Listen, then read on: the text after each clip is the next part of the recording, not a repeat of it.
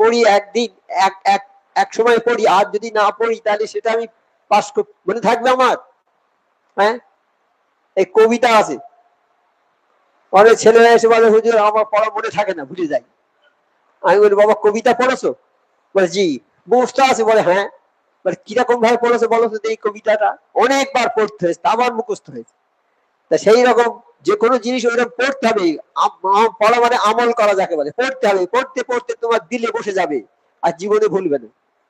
তোমাকে পড়তে হবে, অনুশীলন করতে হবে, তবে হবে। প্রত্যেকটা কাজ এরকম করতে হবে, পড়তে হবে, তোমার হরদম সবসময় পড়তে হবে, পুরোনো জিনিসের অনুশীলন করতে হবে। আমরা ছোটবেলায় পড়েছি পাঠশালায়, তখন এই এক সপ্তাহ পরে একদিন সেই পুরনো পড়া ধর্মীয় ওস্তাদির কাছে থাকবে এইরকম মোটা বেদ, কাছে থাকবে না বলতে পারি সফিয়ে মারবে গায়ে। হ্যাঁ, এত শাস্তি দিত তারা। তো এই এক সপ্তাহ পরে পুরনো জিনিসের আবার হবে, পুরনো পড়াটা সব বলতে হবে, যে বলতে না পারবে শাস্তি। তা সেই রকম আমরা এগুলো শুনে যাচ্ছি, এগুলো অনুশীলন করতে আমাদের পড়তে হবে, পড়ে পড়ে মনে রাখতে হবে, দিনের মধ্যে বসাতে হবে। সেই জন্য আলোচনা যেটা আপনারা জানেন, সেই পুরনো কথাই আলোচনা হবে, নতুন কথা কি আলোচনা হবে? আর পুরনো কথাই আলোচনা হবে। এইগুলো যদি আপনার দিলের মধ্যে থেকে থাকে তাহলে কামিয়াবি হয়ে যাবে। আর যে আলোচনা কয়েক মুহূর্তের মধ্যে হবে আর হবে না, তাহলে সেটা মনে থাকবে না। সেই জন্য অনেক সময় দেখা গেছে না, আমার হুজুর কবলা একটা আয়াত নিয়ে 1 মাস 2 মাস বয়ান করেছে, এরকম ঘটনা আছে কারো মনে? হ্যাঁ, আমার হুজুর কবলা একটা আয়াত নিয়ে 2 মাস 3 মাস বয়ান করেছে। তার ব্যাখ্যা, তার হকিকতটা একমাত্র ওলি আল্লাহরাই জানেন, তারাই জানে। আমরা কি বুঝবো তার? আমরা তো ওনাদের পিছে পিছে থেকে যা একটু দেখেছি বা শুনেছি, তাই আমাদের জ্ঞান তো নেই কিছু। যাই হোক, সেই পুরনো কথাই আমাদের আলোচনা হচ্ছে যে শেষ রাতে আল্লাহ তাআলা বলেন, শেষ রাতে আল্লাহ তাআলা শেষ আসমানে নেমে আসে। এই বলছে যে আল্লাহ নবীকে প্রশ্ন করছে, আল্লাহ কোথায়? আল্লাহ কোথায়, দূরে না কাছে? সেই আয়াতে বলছে যে আল্লাহ কাছে। ফজরের সময়, ওই সময় ফজরের আগে আর কি, শেষ রাতে আল্লাহ শেষ আসমানে আসে, এসে বলে, কি বলে? কে আছো রহমত মাংনেওয়ালা, অর্থাৎ রহমত চাও আমার কাছে। কে মাংনা মানে ভিক্ষে করা, কে আমার কাছে ভিক্ষা চাও? রহমত, হ্যাঁ, আমার কাছে চাও, আমি তোমাদের সেই রহমত দেব, তোমাদের দোয়া কবুল করব। তাহলে ওই সময়ে শেষ রাতে আল্লাহ শেষ আসমানে এসে বলেন, কে আছো আমার কাছে চাও, আমি তোমাদের দেব।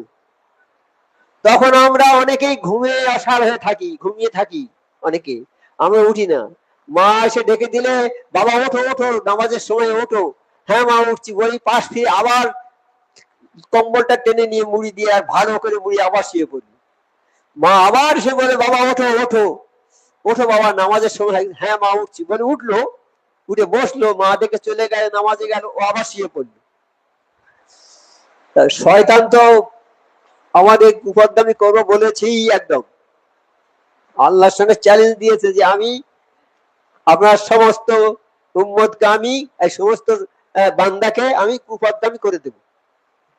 আমার আল্লাহ চ্যালেঞ্জ দিয়েছে ডবল করে, বলে আজাজিল তোর চেষ্টা ব্যর্থ হয়ে যাবে। আমার বান্দারা পাহাড় সমান গুনাহ করে যদি একবার বলে আল্লাহ আমার গুনাহ মাফ করে দাও, আমি আল্লাহ তাদের জিন্দেগির সমস্ত গুনাহ মাফ করে দেব। শয়তান তোর চক্র, তোর জাল ব্যর্থ হয়ে যাবে সব। কোন মানুষ গুনাহ করে করে জাহান্নামের কিনারায় চলে গেছে, আর একটা গুনাহ করলেই জাহান্নামে পড়ে যায়। কিন্তু ওই সময় হয়তো আল্লাহ তাকে এমন একটা কাজ করিয়েছে, ওই একটা কাজের বদৌলতে সে জান্নাতের মধ্যে চলে গেল, দোজখের কানায় থেকে জান্নাতের মধ্যে চলে গেল। একটা নেকির কাজ করলো, জান্নাতি হয়ে গেল। এমন ঘটনা বহু আছে। আবার কোন মানুষ নেকি করে করে জান্নাতের কিনারায় পৌঁছে গেছে, জান্নাতে চলে যাবে, এমন একটা কাজ করলো, জাহান্নামী হয়ে গেল। এরকম বহু উদাহরণ আছে। সেই জন্য আমাদের কাজ করতে হবে, নেকি কাজ করতে হবে। আল্লাহ যে বলছে যে আমার কাছে চাও, চাইতে হবে আল্লাহর কাছে, বলছে তোমরা চাও আমি তোমাদের দোয়া কবুল করব। এই সময় আমরা ঘুমে অচেতন হয়ে থাকি, শয়তান আমাদেরকে ঘুম পড়িয়ে দেয়, আমরা উঠতে পারিনি। আজান হয়ে গেল, কানে শুনতে পাচ্ছি আজান হচ্ছে, হ্যাঁ উঠছে একটু পরে, বলতে বলতে আবার ঘুম এসে গেল, খুব জোরে ঘুম এসে গেল, আর ওটা হলো না, ফজরের নামাজ কাজা হয়ে গেল, তাহলে ফজরের নামাজটা পড়া হলো না। তাই বলছে যে তোমরা চাও আমার কাছে ওই সময়ে আমি তোমাদের দোয়া কবুল করব। ফজরের নামাজ যে পড়েছে সে যেন সারা রাত ইবাদত করেছে। আমরা তো ফজরের নামাজ পড়ি 2 রাকাত, সকাল 2 রাকাত সুন্নত, 2 রাকাত নফল।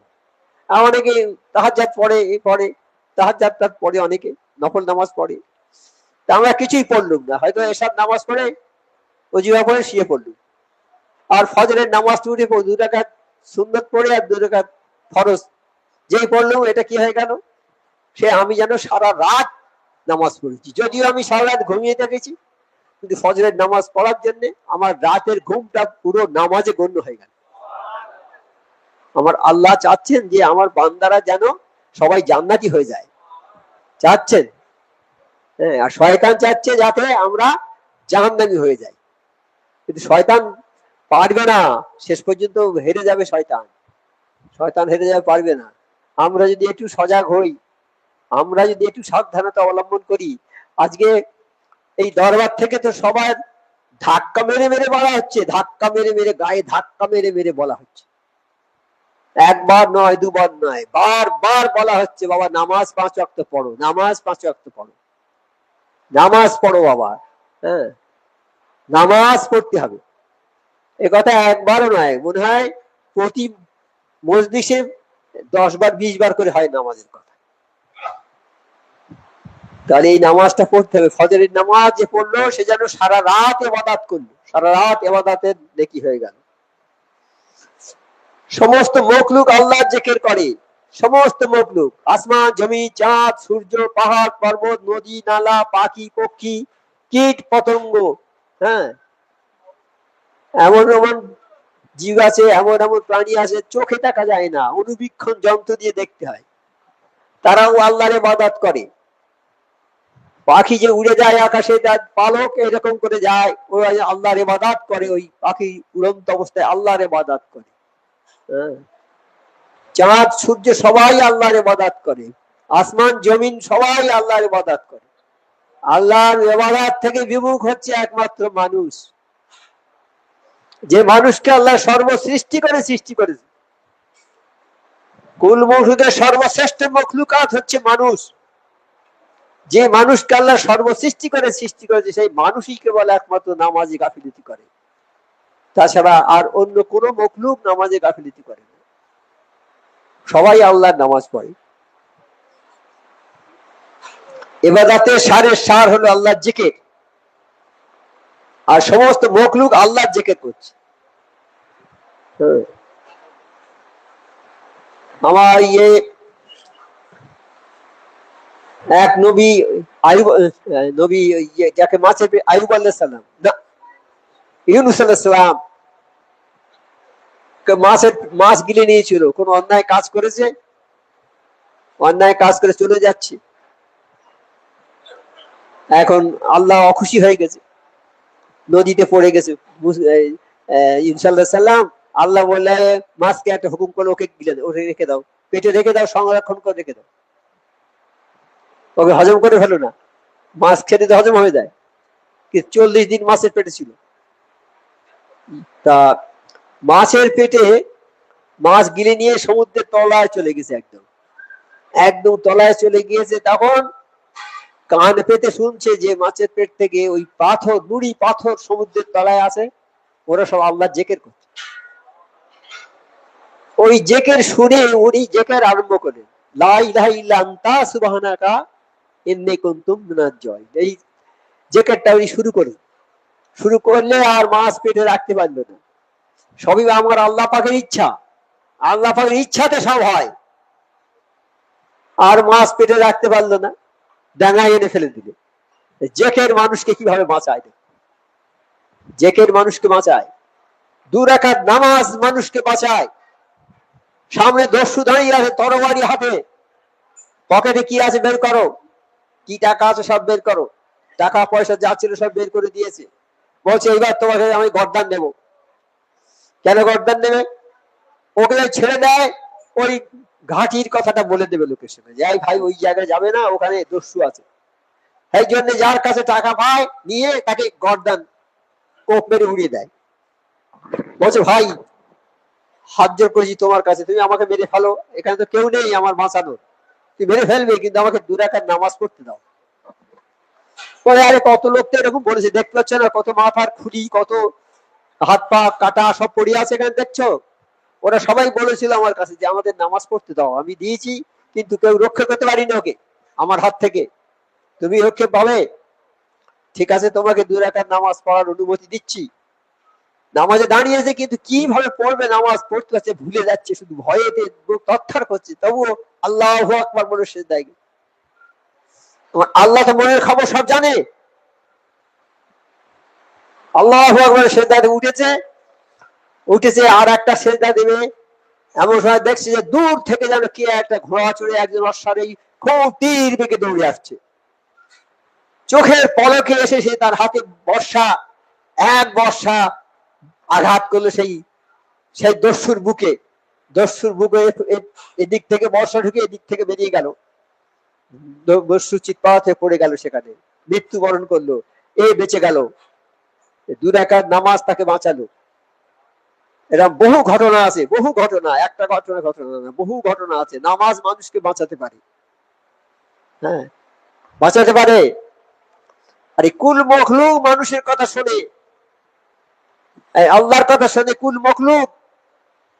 কোন মানুষ যখন আল্লাহর হয়ে যায়, আল্লাহর যখন হয়ে যায় মানুষ, তখন আল্লাহ কুল মখলুকের কাছে ঘোষণা করে দেয় এই বান্দাটা আমার ভালোবাসার, আমার বন্ধু, এই বিপদে আপদে তোমরা রক্ষা করবে, তোমরা দেখবে। তাই জঙ্গলের মধ্যে তপস্যা যারা করে, বাঘ ভালুক সাপ পোকা মাকড় বিষাক্ত জিনিস থাকে, কেউ ওর ধারে যাবে না, বরং সবাই পাহারা দেবে, বলে দেবে। এইরকম ওমর ফারুক রাদিয়াল্লাহু তাআলা শুয়ে আছে গাছের তলায়, শত্রু খুব মেরে ফেলার চেষ্টা করছে,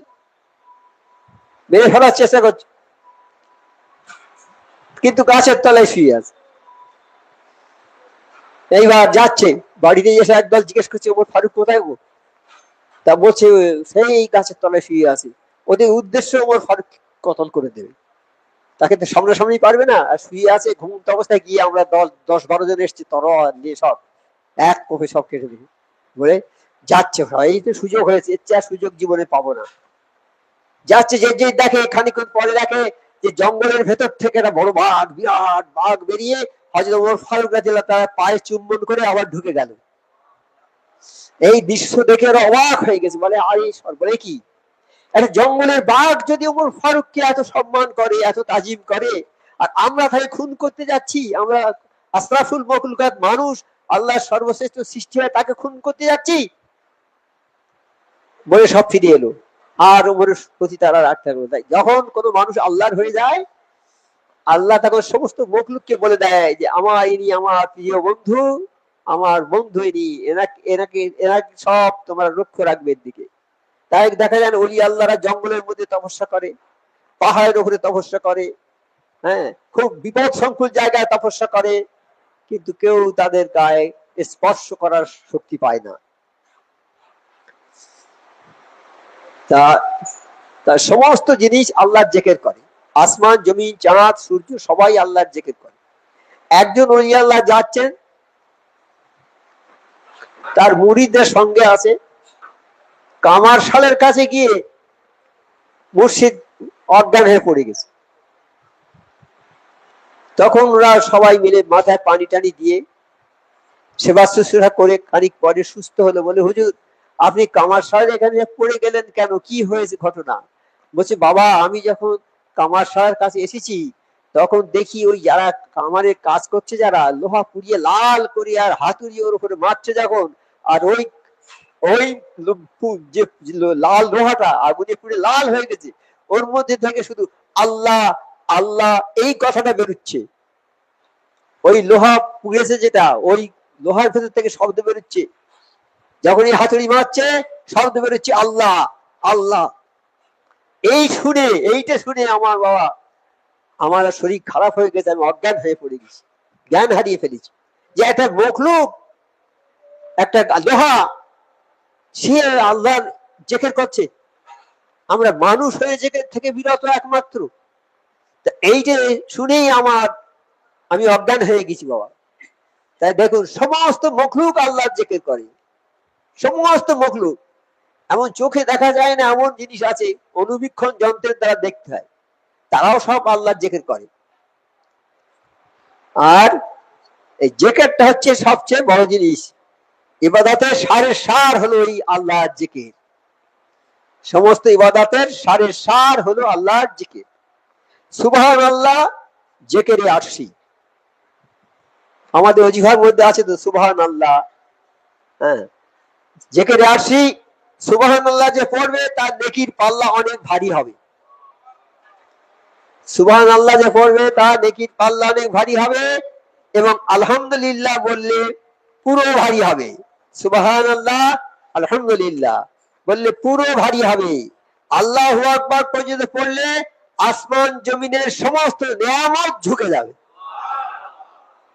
সুবহানাল্লাহ আলহামদুলিল্লাহ লা ইলাহা ইল্লাল্লাহু আল্লাহু আকবার, এইটা পুরো পড়লে আসমান জমিনের যত নিয়ামত আছে সমস্ত পেয়ে যাবে।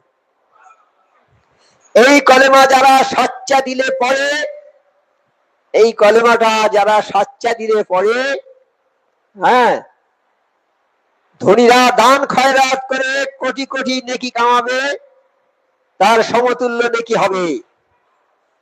ধনীরা দান খয়রাত করে যে কোটি কোটি নেকি পাবে, যারা এই কলেমা এই সুবহানাল্লাহ পড়বে জিকিরে আসি, তারা ওই ধনীদের সম্পদের মতো সমান নেকি পাবে। ধনীরা আল্লাহর হুকুম মতো অর্থ যদি ব্যয় না করে,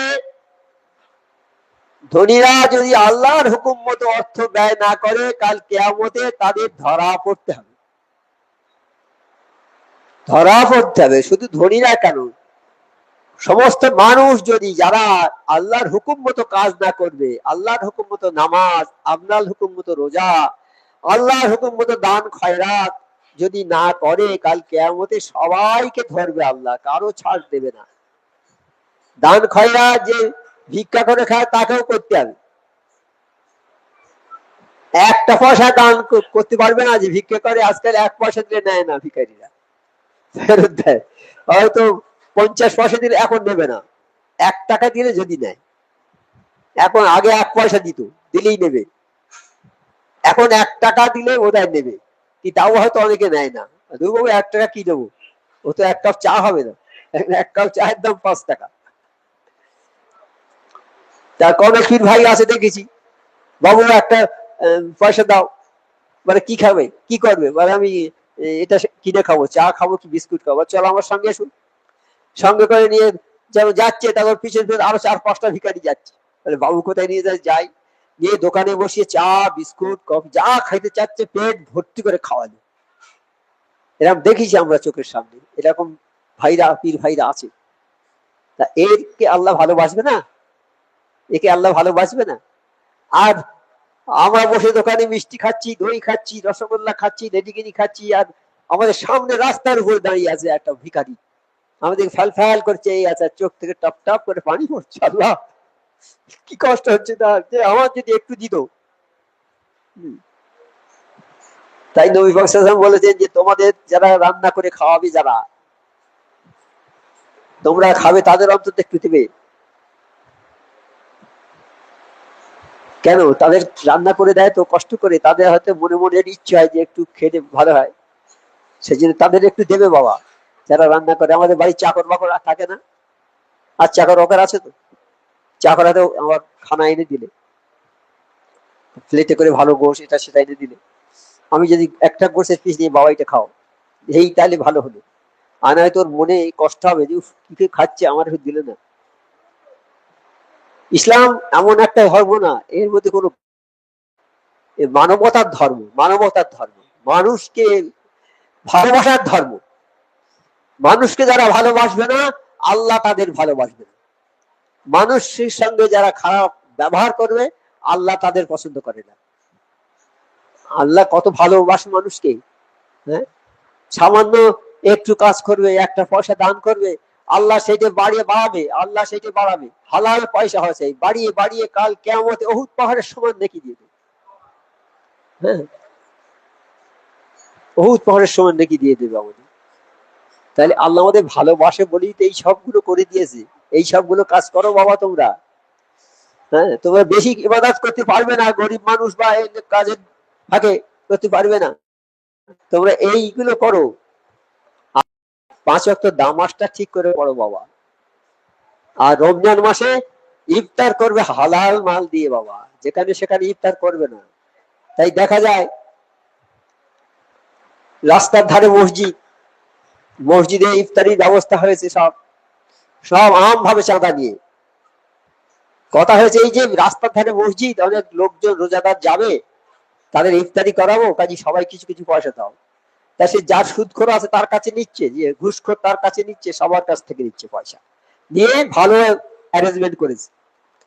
এখন একজন রিক্সা চালক যাচ্ছে যে মসজিদের সময় হয়ে গেছে, জানে যে এই মসজিদে আম ভাবে চাঁদা তুলে রোজার ইফতারি দেওয়া হয়, তিনি হচ্ছে রিক্সা চালাচ্ছে রোজা করতে করতে, রিক্সা থামিয়ে ঢুকেছে মসজিদে, সবাই বলে আসুন আসুন ভাই আসুন, বলছে আমি আসছি একটু উজুটা করিয়ে আসি ভাই।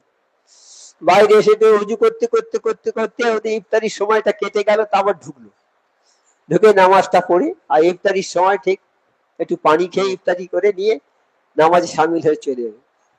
গরিব মানুষ খাওয়া হয় না, কোনোদিন পানি দিয়ে ইফতার করে, খেজুরও তো জোটে না, হ্যাঁ, সামান্য কিছু দিয়ে ইফতার করে, কিন্তু কোনোদিন ওই ভালো ইফতারি এক একটা প্লেট 200-300 টাকা করে দাম, সেই সব প্লেট দিয়ে সেখানে ও খাবে না। ভয় করে, আল্লাহকে ভয় করে যে আমি যদি এটা খাই আল্লাহ অখুশি হয়ে যাবে আমার উপরে, আল্লাহ আমাকে ভালোবাসবে না, অখুশি হবে, আমি খাবো না। খাওয়া যদি নাও হয় খাবে না, রোজা না খেয়ে 1-2 দিন না খেয়ে রোজা করবে, তবে হারাম মাল স্পর্শ করবে না। হারাম মাল খেলে তোমার জীবনের সমস্ত নেকি বরবাদ হয়ে যাবে। 1 লোকমা যদি তুমি খাও 40 দিন তোমার কোনো ইবাদত হবে না। তাহলে আমরা যদি একটা প্লেট ভাত খাই, কত ভাত, তাহলে আর সারা জীবন আর হবে না, সব নষ্ট হয়ে গেল। সেই জন্য আমার মুর্শিদ বলে দিয়েছে যে 5 ওয়াক্ত নামাজ পড়বে, 5 ওয়াক্ত ওজিফা পড়বে, হালাল রুজি খাবে, সাধ্য মতো পরেজগারি করবে। এই 4টে স্কিমের মধ্যে যদি থাকো, তাহলে ইনশাআল্লাহ তাআলা তোমরা জান্নাতের অধিকারী হয়ে যাবে। তা আল্লাহ আমাদের এই কথা বলেছেন, কাজে আল্লাহর হুকুম মতো আমাদের চলতে হবে।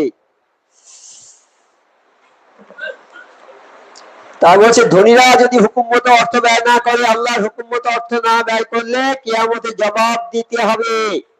গরিবগণ সাচ্চা দিলে এই কলেমা পড়ে ধনীদের 500 বছর আগে জান্নাতে চলে যাবে, আর ধনীদের হিসাব দিতে দিতে 500 বছর কেটে যাবে। তাই আমার নবী পাক সাল্লাল্লাহু আলাইহি ওয়াসাল্লাম বললেন, এক সময় বলেছিলেন, সেটা কোন সময়, মসজিদে নববীতে আমার নবী পাক সাল্লাল্লাহু আলাইহি ওয়াসাল্লাম বসে আছেন, আর একটা সাহাবা সঙ্গে আছেন। নবী পাক সাল্লাল্লাহু আলাইহি ওয়াসাল্লামের চেহারা বিবর্ণ হয়ে গেছে, যে চেহারা সুন্দর কান্তিময় চেহারা নেই, মুখটুক কালো হয়ে গেছে, সব শরীর একদম মানে এলোথেলো হয়ে গেছে, মানে আর কোনো শক্তি নেই উঠে দাঁড়াবার। খাওয়া হয়নি, 2-3 দিন 4 দিন খাওয়া হয়নি, না খেয়ে আছেন। জিবরাইল আলাইহিস সালামকে আল্লাহ পাঠালেন, যাও জিবরাইল আমার নবীর কাছে এসে, হে নবী সাল্লাল্লাহু, আপনার এত কষ্ট কেন, আপনি বলুন না, এই উহুদ পাহাড়টা সোনা করে দেবো এখনই, আপনার সঙ্গে সঙ্গে থাকবে, যখন যেটা বলবেন, যেটা চাইবেন পাবেন, বলুন, আমার আল্লাহ পাঠিয়েছে আপনাকে আপনার কাছে, বলুন, আপনি যদি বলেন এই উহুদ পাহাড়টা সোনা করে দেবো, আর ওইটা আপনার সঙ্গে সঙ্গে থাকবে।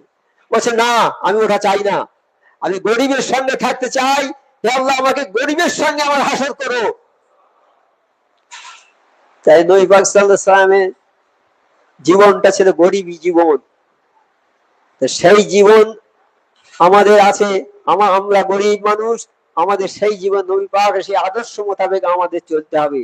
হ্যাঁ, নবী পাকের আদর্শ যদি আমরা পালন না করি, তাহলে আমাদের কিছুই হবে না। আল্লাহ বললেন, হে আমার বান্দারা, তোমরা যদি আমাকে ভালোবাসতে চাও, আমার নবীকে ভালোবাসো, নবীকে অনুকরণ করো, অনুসরণ করো, নবী পাক যে কাজ করেছে সেই কাজ করো, নবীকে ভালোবাসো, নবীকে ভালোবাসলে আমি আল্লাহ আমার ভালোবাসা হবে। যেমন আল্লাহ এক জায়গায় বলেছেন, গরিবকে যদি তোমরা দান করো সেই দানটা আমি পাবো, আমি আল্লাহ আমাকে দান করা হবে। গরিবকে যদি খেতে দাও আমি আল্লাহ আমার খাওয়া হবে। তাহলে দান যদি করি গরিবের দেওয়া হয় সেটা স্বয়ং আল্লাহকে দান করা হয়। তাহলে আমরা দান খয়রাত করব, গরিব মিসকিনকে ভালোবাসবো। গরিবকে দেওয়া মানে আল্লাহ দেওয়া, নবীকে ভালোবাসা মানে আল্লাহকে ভালোবাসা। আমার আল্লাহ বলে দিচ্ছে, যদি আমাকে ভালোবাসতে চাও আমার নবীকে ভালোবাসো। নবীকে ভালোবাসা মানে আল্লাহর ভালোবাসা হবে। কামেল ওলি আল্লাহকে যদি ভালোবাসো তাহলে নবীকে ভালোবাসা হবে। নবীকে ভালোবাসা যদি আল্লাহর ভালোবাসা পাবে। একই লাইনে গাঁথা আছে, হ্যাঁ, একই লাইনে সব ঠিক আছে, হিসাবটা ঠিক থাকবে। 1 2 3 এই হিসাবটা পৃথিবীর শুরু থেকে আছে, কিয়ামত পর্যন্ত থাকবে। অদল বদল হবে? 1 3 2 হবে? তাই নিয়মটা যা আছে আল্লাহ করে দিয়েছে সেটা ঠিক থাকবে। নবী আল্লাহর পরে নবী পাক সাল্লাল্লাহু আলাইহি ওয়াসাল্লাম পরে তার ওয়ারিস কামেল ওলি আল্লাহরা। কামেল ওলি আল্লাহর দরবারে যেতে হবে। কামেল ওলি আল্লাহর দরবারে যদি তুমি না যাও তুমি আল্লাহকে পাবে না। হ্যাঁ, তুমি ডাক্তার হয়েছো, এমবিবিএস পাস করেছো, এবার ডাক্তারের যদি ব্যাগ না বয়ে বেড়াও কিছুদিন, তার কাছে যদি প্র্যাকটিস না করো তুমি ডাক্তার হতে পারবে না। আর শুধু তাই নয়, তুমি ডাক্তারি বই কিনেছো, কিনে বাড়িতে বসে পড়ো, যা পড়ে সব পড়ো, তুমি ডাক্তার হতে পারবে? তুমি চাষি হতে চাও, চেয়ারে বসে থাকবে আর চাষি চাষ করবে দেখে তুমি চাষি হতে পারে ভালো? চাষির সঙ্গে তোমার কাজে লাগতে হবে, কিভাবে কাজ করে চাষের কাজ দেখতে হবে প্র্যাকটিক্যাল ভাবে, তবে তুমি চাষি হবে। সেই রকম তুমি যদি প্র্যাকটিক্যাল ভাবে না কাজে লাগো, এই প্র্যাকটিক্যালটা কোথায় পাবে? আমার আল্লাহ বলে দিয়েছে, নবী পাক সাল্লাল্লাহু আলাইহি ওয়াসাল্লামের কাছে আমি প্র্যাকটিক্যাল জিনিস সব পাঠিয়ে দিয়েছি। সেটা কি? এই কালাম পাক। এই কালাম পাকটা আমার আল্লাহ নবী সাল্লাল্লাহু আলাইহি ওয়াসাল্লামের উপরে দিয়েছে পাঠিয়ে, যে নবী তোমার উপরে আমি যেটা নাজেল করেছি সেটা মানুষের কাছে প্রচার করে দাও। তাইনি? আরো বলেছেন, যে নবী তোমার দরবারে যারা আসবে গুনাহ পাহাড় সমান করে আসবে, পাহাড় গুনার পাহাড় মাথায় নিয়ে তোমার দরবারে আসবে। আর তুমিও যদি তওবা করো আর তারা যদি তওবা করে আমি আল্লাহ ওদের জীবনের গুনাহ সব মাফ করে দেব। তাই গুনাহ মাফির জারিয়া হলো কি? নবী পাক সাল্লাল্লাহু আলাইহি ওয়াসাল্লামের দরবার। গুনাহ মাফের জারিয়া হলো নবী পাক সাল্লাল্লাহু আলাইহি ওয়াসাল্লামের দরবার। নবী সাল্লাল্লাহু আলাইহি ওয়াসাল্লাম যখন থাকবে না তখন এই গুনাহ মাফ কোথায় গিয়ে হবে? তখন এই গুনাহ মাফ হবে কামেল ওলি আল্লাহর দরবারে। আর এই কামেল ওলি আল্লাহর সিলসিলাটা ইনশাআল্লাহ কিয়ামত পর্যন্ত থাকবে। আমার আল্লাহ বলেছেন যে আমি কালাম পাক পাঠিয়েছি, এটা আমি হেফাজত করব, এটা আমি হেফাজত করব কিয়ামত পর্যন্ত, হেফাজত করব। কালাম পাক যদি হেফাজত থাকে, আমাদের ওজিফা আমার মুর্শিদ যেটা দিয়েছেন সূরা ফাতিহা, সূরা ফালাক, সূরা নাস, সূরা নাস, এই 4টে সূরা আর 5টা কলেমা। তা যদি কালাম পাক থাকে তাহলে আমাদের এই ওজিফাটা থাকবে। তো ছোট ওজিফা সূরা ফাতিহা, ইখলাস, ফালাক, নাস থাকবে। তাহলে ফালাক, নাস এই ওজিফাটা কে দিয়েছে? আমার মুর্শিদ আজম গাছী রহমাতুল্লাহ দিয়েছে। তা এখন আমরা আজান গাছী আছে কি? উনি নেই, উনি পর্দা নিয়েছেন। ওনার পরবর্তীতে ওনার মজলিস চলছে, ইনশাআল্লাহ কিয়ামত পর্যন্ত এই মজলিস চলবে। আমরা আজকে আছি, কাল অন্য লোক চালাবে। যেমন আজান গাছী পর্দা নেওয়ার পরে থেকে যেভাবে মজলিস চলে আসছে সেইভাবে ইনশাআল্লাহ কিয়ামত পর্যন্ত চলবে। এই ওজিফা থাকবে, সূরা ফাতিহা, সূরা ইখলাস, ফালাক, নাস, এই ওজিফাটা থাকবে ইনশাআল্লাহ। তাই এই ওজিফা যদি থাকে আমাদের হাক্কানি দরবার ইনশাআল্লাহ কিয়ামত পর্যন্ত থাকবে। তা আমাদের নসিব খুবই বুলন্দ নসিব যে আমরা এই হাক্কানি দরবার পেয়েছি। আল্লাহ যাকে ভালোবাসে তাকে কামেল নবীর দরবারে পাঠায়। আল্লাহ যাকে ভালোবাসে তাকে নবীর দরবারে পাঠায়। নবী যখন থাকে না তার অবর্তমানে কামেল ওলি আল্লাহর দরবারে পাঠায়। এখন নবীর জামানা শেষ হয়ে গেছে, তার ওয়ারিস কামেল ওলি আল্লাহরা আছেন। এখন আল্লাহ যাকে ভালোবাসে তাকে এই অলির দরবারে পাঠায়। অলির দরবারে যে এলো সে যেন অন্ধকার থেকে আলোর মধ্যে এলো। অন্ধকার মানে কি? খারাপ জিনিস যার ভেতরে আছে, কুসংস্কার, নামাজ পড়ে না, রোজা রাখে না, লোকের সঙ্গে ভালো ব্যবহার করে না, ওজনে মাল কম দেয়, এতিমের পয়সা মেরে খায়, হ্যাঁ, 2 নম্বরই করে, আমানতের খেয়ানত করে। কোন লোক যদি তার কাছে টাকা জমা দিয়ে যায় খরচ করে ফেলবে, আমানতের খেয়ানত এগুলো। তা এইরকম স্বভাবের লোক যারা থাকবে সে থাকবে, কিন্তু তারা নামাজ যদি না পড়ে তারা এই সবগুলো থেকে তারা কোনদিন সরে আসতে পারবে না। আল্লাহর হুকুম মোতাবেক যদি কাজ করে তাহলে সবকিছু পাবে, আর আল্লাহর হুকুম অমান্য করবে তুমি কিছুই পাবে না। তাই 5 ওয়াক্ত নামাজ আমার মুর্শিদ দিয়েছে পড়তে হবে, 5 ওয়াক্ত রোজিফা পড়তে হবে, হালাল রুজি সাধ্যমতো ফরজগারি। এই 4টি স্কিমের উপরে যদি আমরা থাকি তাহলে আমাদের জীবনে সফলতা আসবে, আমরা জান্নাতের অধিকারী হওয়ার আশা করতে পারি ইনশাআল্লাহ। এবার জেকের যে ভুলে গেল আল্লাহ লানত তার উপর পতিত হলো। জেকের যে ভুলে গেল আল্লাহর অভিশাপ তার উপরে এসে গেল। মুমিনের দিল হচ্ছে আল্লাহর আরশ, মুমিনের দিল, আল্লাহ এই মুমিনের দিলে অবস্থান করে। আল্লাহর আরশের সাথে দিলের যোগ, মুমিন বান্দার দিলের সঙ্গে আল্লাহর যোগ আছে। আল্লাহ পাক আছেন আর তিনি পাক দিল চান। আল্লাহ পাক দিল চান। আল্লাহ যে বিচার করবেন কাল কিয়ামতের ময়দানে, কিসের উপরে বিচার হবে? হ্যাঁ, বিচার হবে দিলের উপরে। দিল, কে কেমন দিল নিয়ে আল্লাহর কাছে গিয়েছে।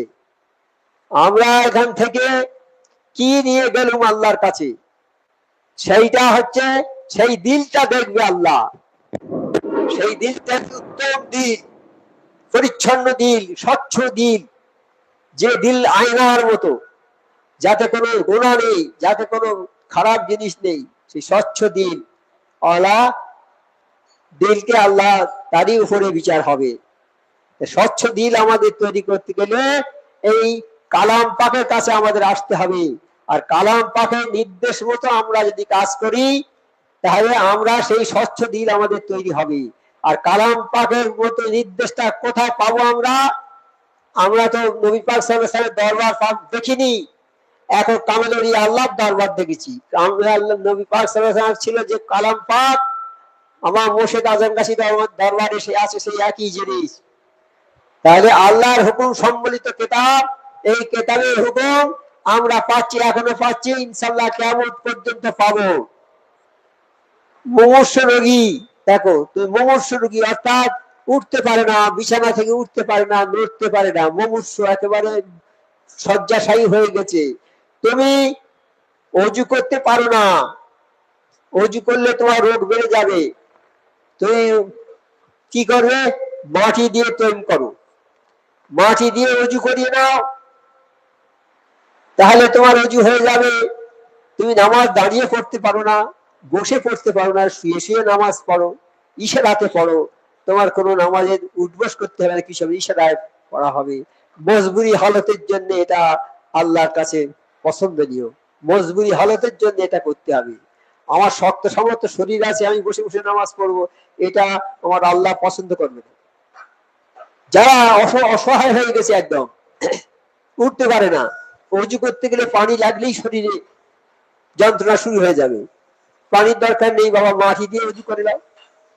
এবার উঠে দাঁড়াতে পারো না, তুমি বসে বসে নামাজ পড়ো, বসে না পড়ো শুয়ে পড়ো নামাজ, তবুও নামাজের কাজা হবে না বাবা। নামাজটা পড়তে হবে। নামাজ হলো তোমার দিনের খুঁটি। হ্যাঁ, একটা ঘরের 5টা খুঁটি যদি থাকে, কি 4টে খুঁটি থাকে, একটা খুঁটি যদি সরিয়ে দাও ঘরটা পড়ে যাবে একদিকে। তাই নামাজটা হলো ইসলামের সর্বশ্রেষ্ঠ খুঁটি। সেইটা যদি আমরা ত্যাগ করি, ইসলামকে মানে একটা খুঁত হয়ে গেল ইসলামের মধ্যে, ইসলামের মধ্যে আর থাকা গেল না। সেই জন্য নামাজটা কাজা করা যাবে না। সমস্ত কাজ করতে হয় বাবা, সমস্ত কাজ করতে হবে, শুধু নামাজ নয়। যেন আমি চাষি, আমি চাষ করতে গিয়েছি, আমার চাষ করার আগে জমি তৈরি করতে হবে, তারপরে সেখানে বীজ ফেলতে হবে, তারপর চারা গাছ হবে, আবার সেইগুলো আবার তুলে আবার জমিতে লাগাতে হবে, আবার জমির অনেক কষ্ট, পানি সেচ দিতে হবে। এখন বৃষ্টি পানি যদি হয়, বৃষ্টির পানিতে চাষ হবে। তাই বৃষ্টির পানি তো আমার আল্লাহ দিচ্ছে। জমিটা পরিষ্কার পরিচ্ছন্ন করতে হবে, ঘাস বাঁচতে হবে, সার দিতে হবে, তার পরিচর্যা করতে হবে, তবে তো ধানটা হবে। আমি চাষ করি, একবার রুইয়ে দিয়ে চলে এলুম, বাস আর গেলুম না, ধান হবে কি? তাই স্টেপ বাই স্টেপ কাজ করতে হবে। তা আমাদের সব কাজগুলো করতে হবে, একদম গ্র্যাজুয়ালি সব কাজগুলো করতে হবে, সব কাজ করতে হবে, একটা কাজ বাদ দিলে হবে না। হ্যাঁ, একটা কাজ বাদ দিলে হবে না। তুমি রান্না করতে গিয়েছো, হাঁড়িতে সব চাল ডাল সব তুলে দিলে, বিরিয়ানি হবে, মাংস টাংস সব তুলে দিলে, এইবারে তুমি উনুন জ্বালালে না, আগুন দিলে না হাঁড়ির তলায়, তাহলে রান্নাটা হবে? হবে? এইবার তুমি হাঁড়িটা চাপিয়েছো, পানি দিয়েছো, দিয়ে শুধু আগুন দিয়ে জাল দিচ্ছ, কিন্তু চাল দিলে না, তাতে শুধু জাল দাও সারাদিন, ভাত হবে? তাহলে একটা যোগাযোগ আছে, একটার সঙ্গে আর একটা লিঙ্ক আছে, এই লিঙ্ক ছাড়লেই তুমি পড়ে যাবে। হ্যাঁ, তুমি সিঁড়ি দিয়ে উঠছে, যদি দুটো ধাপ বাদ দিয়ে উঠতে চাও, পড়ে যাবে। সেই রকম কাজ গ্র্যাজুয়ালি করতে হবে, একটার পর একটা হুকুম মতো কাজ তোমার করতে হবে। তুমি নামাজ পড়ো, শুধু নামাজ পড়লে হবে না, তারপরে ওজিফাটা পড়তে হবে। ওজিফাটা পড়েছো ঠিক আছে, নামাজ পড়েছো, ওজিফা পড়েছো, কিন্তু তুমি হালাল রুজিটা খেলে না, তাহলে কি হলো? তোমার নামাজও হলো না, আর ওজিফাটাও হলো না, দুটি নষ্ট হয়ে গেল। এবার নামাজ পড়েছো, ওজিফা পড়েছো, হালাল রুজি খেয়েছো, কিন্তু পরেশগারি করলে না, তোমার তিনটেই নষ্ট হয়ে গেল। সেই জন্যে হাঁড়িতে পানি দিয়ে জাল দিয়ে দেবে, শুধু চাল দেবে না, ভাত যেমন হবে না, সেই রকম তুমি নামাজ পড়বে, ওজিফা পড়বে, তারপরে হালাল খাবে, কিন্তু পরেশগারি করবে না, তোমার সব নষ্ট হয়ে যাবে। ভাত হবে? সোজা কথা না? এর চেয়ে উদাহরণ আর কি দেওয়া যাবে? হ্যাঁ, হাঁড়িতে পানি দাও ভর্তি করে, আর উনুনে জাল দাও, চাল দেবে না, ভাত হবে? তাহলে তোমার কাজ যদি ওই রকম হয়, অসমাপ্ত কাজ হলে সে কাজ আল্লাহর দরবারে কবুল হবে না, নামঞ্জুর হয়ে যাবে। সেই জন্য আমাদের হুকুম মতো সব কাজ করতে হবে। কাজ অল্প হোক, অল্প হোক, কিন্তু অল্পে বিস্তর হয়ে যাবে, কিন্তু নিয়ম মতো করতে হবে। 5 ওয়াক্ত নামাজ পড়ো, 5 ওয়াক্ত ওজিফা পড়ো, হালাল রুজি খাও, সাধ্য মতো পরেশগারি করো, বেশি ইবাদত করতে হবে না, অল্প ইবাদতটা আল্লাহর দরবারে বহু গুণে বৃদ্ধি হয়ে যাবে। একটা পয়সা দান করলে যদি কাল আমি কিয়ামতে উহুদ পাহাড়ের সমান নেকি পাই, তাহলে একটা পয়সা আমি দান করতে পারবো না? এই রকম ভাবে আমি ইবাদত যদি সচ্চা ভাবে করি, খালেস দিলে, হালালের সঙ্গে যদি সব ইবাদত গুলো হয়, তাই অল্প ইবাদতে অনেক বেশি নেকি আমার আল্লাহ দেবে। আর আমি বেশি বেশি ইবাদত করব, কিন্তু এবার সারা দিন রোজা রেখেছি, সারা রাত ইবাদত করছি, হ্যাঁ, আর সন্ধ্যে হয়ে গেলে গিয়ে ইফতার করছি হারাম খাবার দিয়ে, আমার রোজা নষ্ট হয়ে গেল, সারা রাতে ইবাদতটা নষ্ট হয়ে গেল। অনেক ইবাদত করেছে, কিন্তু ইবাদত কাজে আসলো না। আর তুমি সারা রাত ঘুমিয়েছো, ফজরের নামাজটা পড়েছো, সারা রাতের ইবাদতটা তোমার আমলনামায় জমা হয়ে গেছে। তাই সামান্য 2 রাকাত নামাজে সব হয়ে গেল। আর তুমি সারা দিন সারা রাত ইবাদত করেছো, আর খাওয়ার সময় একটু হারাম খেয়েছো, বাস তোমার সমস্ত ইবাদত নষ্ট হয়ে গেছে। তাহলে আমার মোর্শেদ যে স্কিমটা দিয়েছে, এই স্কিমটা কত বড় স্কিম! 5 ওয়াক্ত নামাজ, 5 ওয়াক্ত ওজিফা, হালাল রুজি, সাধ্য মতো পরেশগারি, এই 4টে স্কিমের উপর যদি আমরা থাকি, ইনশাআল্লাহ তাআলা আমরা জান্নাতের অধিকারী হয়ে যেতে পারবো। আল্লাহ আমাদের জন্য জান্নাত তৈরি করেছে, আমাদের দেওয়ার জন্য। আমরা যদি নিতে পারি তবে হবে, আমরা যদি জান্নাত দিতে না পারি তাহলে আর পাবো না। তাই এটা হেলায় যেন আমরা ছেড়ে না দিই। আর মানুষের সঙ্গে কথা রাখতে হবে, আমানতদার হতে হবে। কোন মানুষ যদি কোনো মানুষের কাছে কোনো টাকা জমা রাখে, তাহলে সেই টাকাটা যখনই সে চাইবে তখনই তাকে ফেরত দিতে হবে, তাহলে আমানতের খেয়ানত হলো না। তা তোমার কাছে আমানত রয়েছে, টাকা একজন দিয়েছে, কি তুমি তো আমানতদার। সেই রকম তোমার সংসারে তুমি আছো, তোমার স্ত্রী আছে, তোমার ছেলে আছে, মেয়ে আছে, বাপ আছে, মা আছে, ভাইরা আছে, সব এই সবগুলো নিয়ে তোমার একটা সংসার বা পরিবার। এই পরিবারের কর্তাকে একজন আছে, আর আমার সংসারের পরিবারের কর্তা আমি। আমি কিন্তু এই সবার আমানতদার, সবাইকে আমার কাছে আমানত স্বরূপ আমার আল্লাহ দিয়েছে। আমার স্ত্রীকে দিয়েছে, ছেলে মেয়েদের দিয়েছে, মা বাপকে দিয়েছে, একদম বয়স হয়ে গেছে তাদের মা বাপ, আরো ভাই বোনের যারা আছে ছোট ছোট, আমার কাছে দিয়েছে। এগুলো আল্লাহ আমার কাছে আমানত স্বরূপ দিয়েছে। এই আমানতের খেয়ানত যদি আমি করি, তাহলে আমি যত বড় হাজি হই আর গাজী হই, কাল আল্লাহর দরবারে গিয়ে কৈফিয়ত দিতে হবে। আমার স্ত্রী কে দিয়েছে আমার আমানত স্বরূপ আমার কাছে, আমি যদি তার আমানত খেয়ানত মানে তার সঙ্গে যদি খারাপ ব্যবহার করি, অন্যায় ভাবে যদি তার উপর অত্যাচার করি, তাহলে আমানতের খেয়ানত হয়ে গেল। সেই রকম একজন পঞ্চায়েত মেম্বার সে হচ্ছে পঞ্চায়েতের যত লোক আছে তাদের আমানতদার, অর্থাৎ তাদের সঙ্গে ভালো ব্যবহার করতে হবে, পঞ্চায়েতের কাজ ভালো করে করতে হবে, যে যা চাইবে তার যে যা যেমন যার যেমন প্রয়োজন তার সেরকম সাহায্য করতে হবে, দেখতে হবে। একটা পঞ্চায়েত মেম্বার তার আন্ডারে যত লোক আছে তাদের দেখভাল করার দায়িত্ব তার। সরকার থেকে বিভিন্ন রকমের সাহায্য, বিভিন্ন রকমের প্রকল্প আসবে, সেইগুলো যারা পায় সে সেই চেষ্টা করবে, অর্থাৎ সেই আমানত গুলো রক্ষা করবে সে। তা সেই পঞ্চায়েত মেম্বার পঞ্চায়েতের লোকগুলোর আমানতদার সেই। এইবার জেলা স্তরে যাচ্ছে, পঞ্চায়েত থেকে প্রধান সেই তার প্রধানের এলাকায় যত লোক, যত পুরুষ, যত নারী, যত লোক আছে সবার আমানতদার প্রধান। কারণ প্রধানের মাধ্যমে একটা অঞ্চল চলে, সরকারের সাহায্য বিভিন্ন রকমের কাজ কারবার ওই প্রধান সেগুলো করে। তাই প্রধান হচ্ছে ওই পুরো লোকগুলোর আমানতদার। বুঝতে পারছেন তো কথাটা? হ্যাঁ, আমানতদার শুধু টাকা রাখলেও আর দিয়ে দিলেও এটা আমানতদার নয়। এই পঞ্চায়েত প্রধানের দায়িত্ব হচ্ছে এই সমস্ত লোকগুলোকে দেখভাল করা, ভালোভাবে দেখভাল করে, তাই তোমার আমানতটা রক্ষা করলে তুমি। একটা মন্ত্রী, সে তার মন্ত্রী যে এলাকার মন্ত্রী, সেই এলাকার সমস্ত লোকের আমানতদার সেই মন্ত্রী, সে তার এই আমানত গুলো রক্ষা করতে, অর্থাৎ সমস্ত লোকের দেখভাল করতে হবে তার।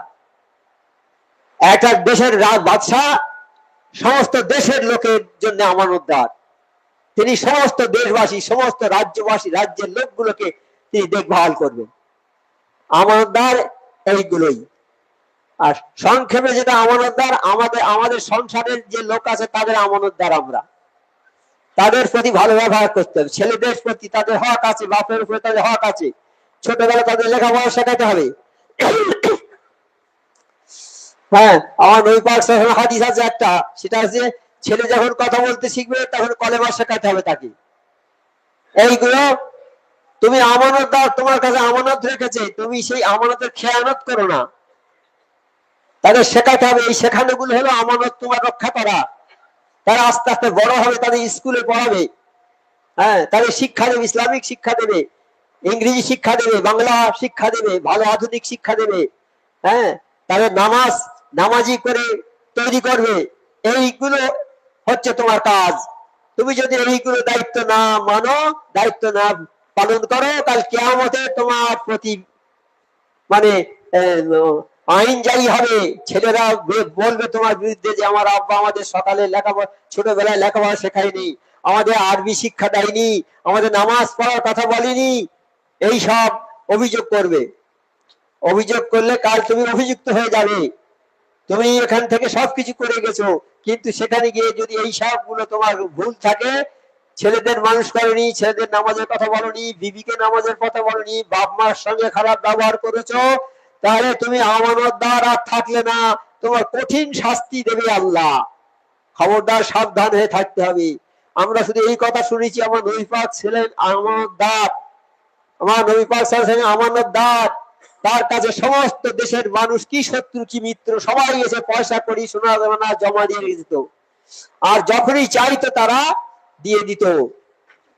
হ্যাঁ, তাই নবী পাক সাল্লাল্লাহু আলাইহি ওয়াসাল্লাম যখন হিজরতে চলে গেলেন, যাওয়ার সময় হযরত আলী রাদিয়াল্লাহুকে দেখে বললেন, বাবা এই আমার ঘরে সব আমানত আছে, সব মানুষের আমানত আমার কাছে জমা আছে, আমি তো চলে যাচ্ছি মদিনা ছেড়ে মক্কায়, মক্কা ছেড়ে মদিনায় চলে যাচ্ছি, তুমি 2-3 দিন ধরে এই আমানত গুলো যার যারা আছে তাদের ডেকে তোমরা এইটা বিলি করে দেবে। তাই আমার আলী রাদিয়াল্লাহু তাআলা তখনই বুঝে নিয়েছেন যে আমার 3 দিন অন্তত আর কেউ আমার আঘাত করতে পারবে না, আমি 3 দিন অন্তত বেঁচে থাকবো। আমার নবী ভাই যেহেতু আমার আমানতদার করে গেছে, আমি 3 দিন নিশ্চয় বেঁচে থাকবো। তাই তিনি ওই কাফন মুড়ি দিয়ে শুয়ে পড়েছিলেন নবী পাক সাল্লাল্লাহু আলাইহি যেখানে চলে যাচ্ছেন, আর সেই নবী পাক জায়গায় উনি মনে মনে রদা করেছেন যে আমাকে নবী বলে যদি হত্যা করে দেয় আলহামদুলিল্লাহ। কিন্তু তিনি জানতেন যে আমার নবী যেহেতু বলেছে 3 দিন এই জিনিস বিলি করে দেবে, আমার আর কেউ মারতে পারবে না। তাই নবী পাক চলে যাওয়ার পরে হযরত আলী রাদিয়াল্লাহু তাআলা সবাইকে ডেকে সেই সব টাকা পয়সা দিয়ে দিয়েছিল।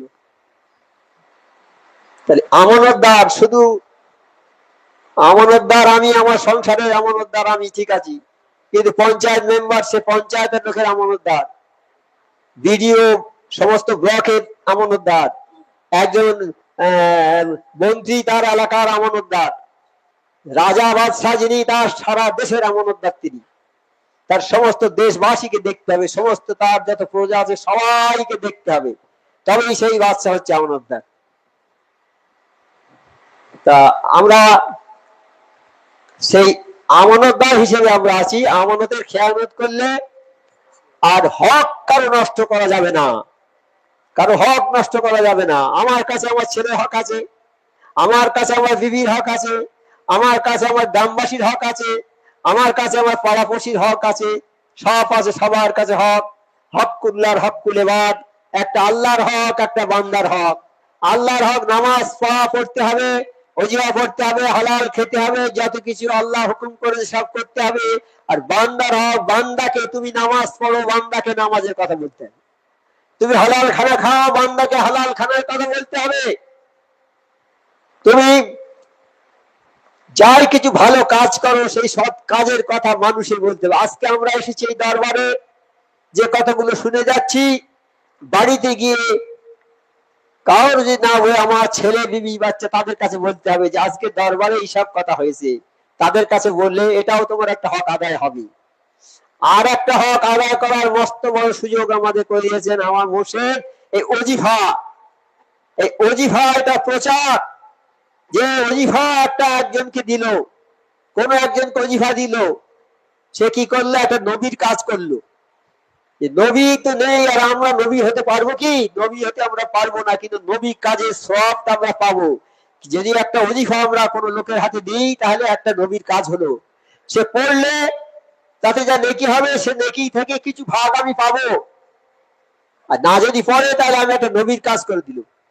নবীর কাজ কত নেকির কাজ, এইরকম কাজ করতে হবে। হ্যাঁ, নেকিওয়ালা কাজ করতে হবে, তাহলে আমাদের হকটা আদায় হয়ে যাবে। কালাম পাকের হক আদায় করতে হবে। কালাম পাক কাল কিয়ামতে উঠে আরজ করবে, আল্লাহ আমার হক আদায় করেনি এরা। যারা যারা করেনি, কারা কারা করেনি, অনেকে করেনি, কালাম পাক পড়েনি। আল্লাহ বলেন যারা কালাম পাক পড়বে না, কালাম পাক সম্বন্ধে যারা কিছুই জানে না, কাল কিয়ামতে আমি তাদের প্রত্যেককে অন্ধ করে তুলবো। তারা বলবে, আল্লাহ আমরা তো দুনিয়ায় চৌকালা ছিলাম, তা আপনি আমাদের অন্ধ করে কেন তুললেন? তখন আল্লাহ বলবে, তোমরা আমার কালাম পাককে দেখোনি, কালাম পাক সম্বন্ধে তোমরা অন্ধ ছিলে, সেই জন্য তোমাদেরকে অন্ধ করে তুলেছি। তাই বাবা, সবার কাছে অনুরোধ করি, যাদের শক্তি আছে, ক্ষমতা আছে কালাম পাক পড়ার, তারা অন্তত কালাম পাকটা পড়া শেখো বাবা, কালাম পাকটা পড়া শেখো। আর যাদের সামর্থ্য নেই, যারা পারবে না, তারা কি করবে? তারা এই ওজিফাটা যদি পড়ে, তাহলে কালাম পাকের হকটা আদায় হয়ে যাবে। কিন্তু যারা কালাম পাক পড়ার সামর্থ্য আছে, তারা ওজিফা যদি পড়ে, ওজিফার সব নেকি পাবে, কিন্তু ওই কালাম পাকের হকটা আর আদায় হবে না।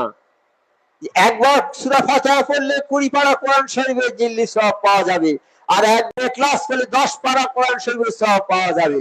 তাহলে একবার ফাতিহা একবার ক্লাস করলে কোরআন শরীফের এক খতম হয়ে গেল, এক খতম হয়ে গেল। এই এক খতমের সওয়াব সবাই পাবে, কিন্তু যারা পড়ার ক্ষমতা আছে তারা যদি এটা পড়ে এর সওয়াবটা পাবে, কিন্তু কালাম পাকের হকটা আদায় হবে না। হক আদায় করবে তারা যারা কোরআন শরীফ পড়তে পারে অথচ পড়েনি, তাদের হক আদায় হলো না। কালাম পাক পড়তে হবে, তাহলে হক আদায় হবে। কাজী এই কালকে আমাদের ময়দানে এই হকের বিচার হবে খুব। হ্যাঁ, এই কালাম পাক পড়ার জন্য আমাদের অন্ধ করে তুলবে, তা আমরা কি কেউ অন্ধ হয়ে উঠতে চাই? আমরা চৌকলা হয়ে উঠবো। কাজী আমরা কোরআন শরীফ আজ থেকে পড়বো। যদি কারো কেউ পড়ার না থাকে, অনেকের স্ত্রীরা আছে তারা জানে কোরআন, অনেকের স্ত্রীরা কোরআন শরীফ পড়ে, পুরুষরা জানে না। হ্যাঁ, তার নিজের স্ত্রীর কাছে শিখে দেবে কোরআন শরীফ পড়া, এতে মান সম্মানের কিছু নেই। কালাম পাক শিখে নাও, খবরদার কালাম পাক সম্মান করবে না। আর আরেকটা হচ্ছে হক, মানুষের হক যদি নষ্ট করো, কাল কিয়ামতের ময়দানে সব মানুষ তোমার বিরুদ্ধে আল্লাহর কাছে দরখাস্ত করবে যে আল্লাহ, ইনি বড় ধনী মানুষ, হজ করেছে, দান করেছে, খয়রাত করেছে, নেকির পাহাড় জমিয়েছে, কিন্তু আমাদের হক নষ্ট করেছে। নিজের স্ত্রী তখন ওনার বিরুদ্ধে 1 নম্বর কেস করবে, যে ছেলেরা কেস করবে, ভাইয়েরা, বাপ মা সবাই ওনার বিরুদ্ধে কেস করবে, আল্লাহ আমাদের হক সব নষ্ট করবে। বহু লোক, গ্রামবাসী, পাড়ার লোক সব জমা হয়ে যাবে, আল্লাহর কাছে ফরিয়াদ করবে, আল্লাহ আমাদের হক নষ্ট করেছে, বিচারটা চাই। ফেরেশতারা বলবে আল্লাহ কি করব, এখানে তো টাকা পয়সা কিছু নেই, তা আমরা কি দিয়ে হকটা আদায় করে দেবো? আল্লাহ বলে বাবা, ওর যে নেকি আছে, যে যেমন পায় সেইভাবে দিয়ে দাও। যেমন আমার কাছে যে 100 টাকা পাবে 100 দেবো, 200 টাকা যে পাবে তার 200 টাকা দিতে হবে। যে 100 টাকা পাবে 100 টাকার মতো নেকি, 200 টাকা হলে আর একটু বেশি, এইরকম করে যে যেমন ভাবে পাবে তাকে সেইভাবে নেকি দিয়ে দাও। ফেরেশতারা সেইভাবে নেকি দিচ্ছে, দিতে দিতে সব নেকি শেষ হয়ে গেল, পাহাড় সমান নেকি সব শেষ হয়ে গেল, আর নেই কিচ্ছু। এইবার ফেরেশতারা বলছে আল্লাহ এবার কি করব? আল্লাহ বলছে এইবার যারা পাওনাদার তাদের গোনাগুলোর ঘাড়ে এনে চাপিয়ে দাও। এর তো আর নেকি শেষ হয়ে গেছে, এবার যাদের পাওনাদার তাদের গোনাগুলো এনে এর ঘাড়ে চাপিয়ে দাও। তা সবার গোনা এনে এর ঘাড়ে চাপিয়ে দেবে, দিলে গোনার পাহাড় মাথায় চেপে গেল। আল্লাহ এবারে কি করবো? মানে উপর করে জাহান্নামে ফেলে দাও। তা নেকির পাহাড় নিয়ে উপস্থিত হলো, আর গোনার পাহাড় নিয়ে জাহান্নামে চলে গেল। ভালো করে চিন্তা করবেন, কোন মানুষের হক নষ্ট করবেন না। শুধু মানুষ নয়, নিজের ছেলে, নিজের স্ত্রী, নিজের বাপ, নিজের মা, নিজের ভাই, নিজের বোন, আত্মীয় স্বজন তো বডি, পাড়া পড়শি, কারো হক নষ্ট করবেন না। সবার হক আদায় করবেন, হক আদায় করে নিষ্পাপ হয়ে চলে যান। কাল কিয়ামতে হকের বিচার করলে একদম জীর্ণ শীর্ণ করে দিয়ে দেবে। আমরা হক নষ্ট করি না। কত লোক টাকা দিচ্ছে, বাবা আমি এই আপনার কাছ থেকে 1 বিঘে জমি নেব, কত টাকা লাগবে? 5 লাখ টাকা লাগবে। 3 লাখ টাকা দিচ্ছি আর আস্তে আস্তে দেবো বাবা, আদায় হয়ে গেলি। বলছে হ্যাঁ বাবা ঠিক আছে দাও। বেচারি কষ্ট করে করে খেটে খুঁটে 5 লাখ টাকা আদায় করে দিয়েছে। বলছে আমার দলিলটা করে দাও বাবা। তা বলছে বাবা দেবো, সামনের মাসে দেবো। আবার গেলে বলছে বাবা এই মাসে একটু অসুবিধা আছে, পরের মাসে দেবো। এইরকম করতে করতে 1 বছর 2 বছর ঘোরাচ্ছে, তাকে আর দলিল করে দেয় না। এইবার ওই লোকটা যদি মরে যায়, যে দলিল করে দেয়নি, 5 লাখ টাকা নিয়ে মরে গেছে, তাহলে কি হবে? ওর কি হবে কাল কিয়ামতে? এই যে লোকের হক নষ্ট করে চলে গেল, কাল কিয়ামতে জাহান্নামী হয়ে যাবে। এই ভয়টা নেই দিলে যে আল্লাহ সূক্ষ্ম বিচারক, কড়া পরিমাণ অন্যায় থাকে তার বিচার আমার আল্লাহ করবে। আর কড়া পরিমাণ, সুচাগ্র পরিমাণ, সূচের আগায় যতটুকু ধরে অতটুকু ঈমান নিয়ে যদি কেউ মরে, তাহলে দোজখ তাকে জ্বালাবে না। আর ওই রকম অতটা পরিমাণ অহংকার নিয়ে যদি কেউ জন্মায়, অতটুকু অহংকার, সূচক পরিমাণ অহংকার যে দিলে থাকবে, সে জান্নাত পাবে না। তাহলে কত বড় কঠিন কথা বাবা, বড় কঠিন কথা, মানলে সাহস হয়ে যাবে। আল্লাহ পাক যেন আমাদের সবাইকে আল্লাহ রসুল কামিল মুর্শিদের হুকুমটা মেনে চলার তৌফিকটা দেয়। হাক্কানি দর্শক পড়বো একবার।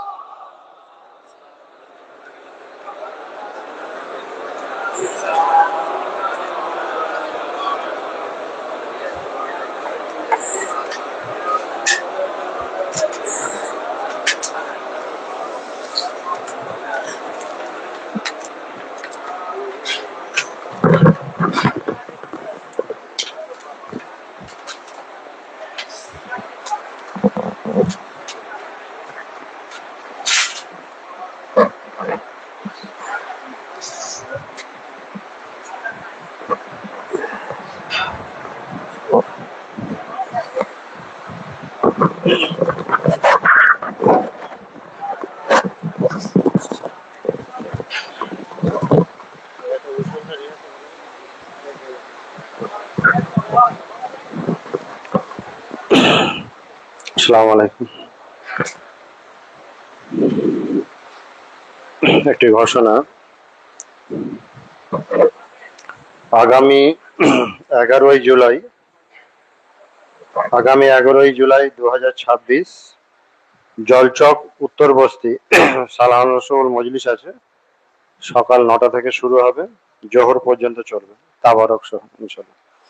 হাক্কানি নসিব আল্লাহুম্মা সাল্লি ওয়া সাল্লিম বারিক আলা আবিকা রাসূলিল কারীম রাহমাতাল লিল আলামিন শাফিউল মুযনিবিন সাyyidina মাওলানা নবিয়িনা মুহাম্মদ ওয়া আলা আলিহি ওয়া বাইতি ওয়া আওলাদিহি ওয়া যুররিয়াতিহি ওয়া আজওয়াজিহি ওয়া সাহবিহি ওয়া আউলিয়াইহি ওয়া আমওয়াতিহি আজমাইন কামা সাল্লাইতা ওয়া সাল্লামতা বারাকতা আলা হিন্দালা সাইয়্যিদিনা ইব্রাহিম ওয়া আলা আলি সাইয়্যিদিনা ইব্রাহিম ইন্নাকা হামিদুম মাজিদ। কালমা শাহাদাত। أشهد أن لا إله إلا الله وحده لا شريك له وأشهد أن محمدا عبده ورسوله. أشهد أن لا إله إلا الله وحده لا شريك له وأشهد أن محمدا عبده ورسوله. أشهد أن لا إله إلا الله وحده لا شريك له وأشهد أن محمدا عبده ورسوله. أشهد أن لا إله إلا الله وحده لا شريك له أشهد أن محمدا عبده ورسوله. أشهد